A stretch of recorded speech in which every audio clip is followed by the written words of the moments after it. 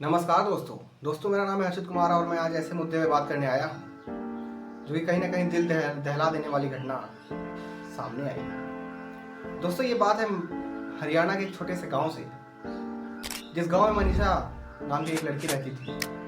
आइए बताते हैं दोस्तों क्या हुआ उस रात। दोस्तों हरियाणा के एक छोटे से गांव, जिस गांव का नाम था भिवानी चरखी दादरी। दोस्तों उस गांव में एक मनीषा नाम की लड़की रहती थी जो कि 19 साल की थी। दोस्तों वो मनीषा नाम की लड़की जो है पढ़ने में बहुत ही तेज थी और वो पढ़ लिख करके जो है बहुत ही आगे जाना चाहती थी। लेकिन दोस्तों घर की स्थिति खराब होने के कारण मनीषा पढ़ नहीं पाई। मनीषा ने फिर डिसाइड किया कि मैं कहीं ना कहीं जॉब करूंगी या कहीं ना कहीं पार्ट टाइम वर्क करके अपने लिए पढ़ाई करूंगी।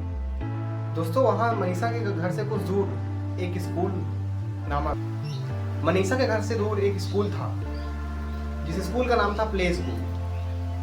दोस्तों रोजाना की तरह मनीषा उस स्कूल में जाती थी, पढ़ाया करती थी और पढ़ा करके घर आती थी। उसी से मनीषा का घर परिवार चलता था और घर वाले बेहद ही खुश थे। लेकिन दोस्तों एक दिन, जो दिन था 11 अगस्त 2025, दोस्तों उस दिन मनीषा घर से तो निकलती है स्कूल पढ़ाने के लिए, लेकिन मनीषा फिर लौट कर घर नहीं आती, क्योंकि उस बीच मनीषा को नर्सिंग कॉलेज के लिए कहीं जाना था।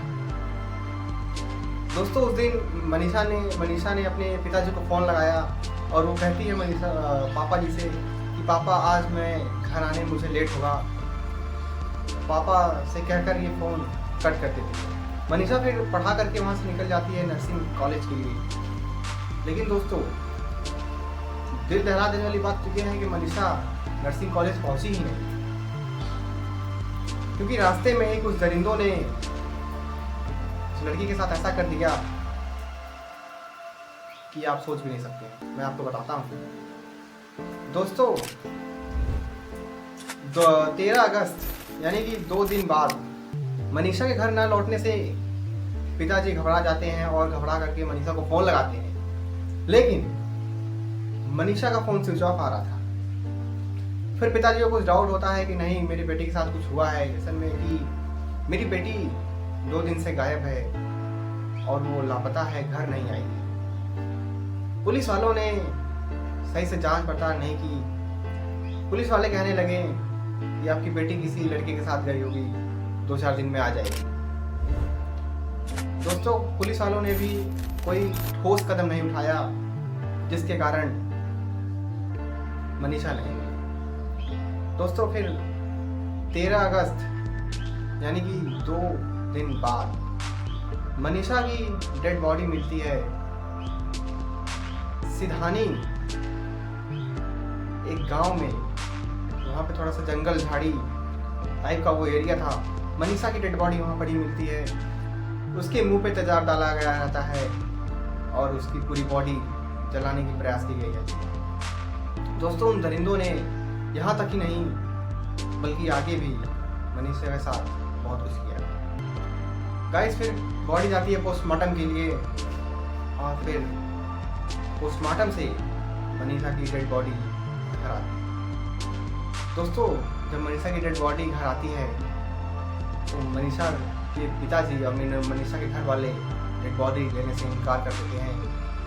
कहते हैं कि अगर उस दिन जिस दिन मैं कंप्लेन लिखाने आपके पुलिस थाने में आया था, अगर उसी दिन आपने मेरी बेटी को ढूंढने का प्रयास किया होता तो आज मेरी बेटी का ये हाल नहीं रहता।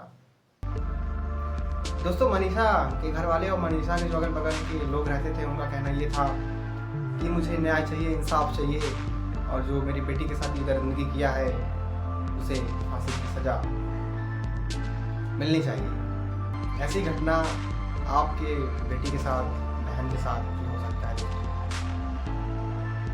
तो हम जैसे छोटे क्रिएटर्स इस बात को उठा रहे हैं दोस्तों। कहीं ना कहीं न्यूज़ वाले भी इस घटना उन चैनल पे दिखाने से इनकार कर रहे हैं, क्योंकि ये छोटी सी बात है उनके लिए। दोस्तों हम जैसे क्रिएटर्स अगर इन बातों को ऊंचाई तक नहीं लेके जाएंगे तो इस बेटी को और मेरी बहन को न्याय नहीं मिलेगा। जय हिंद, जय भारत।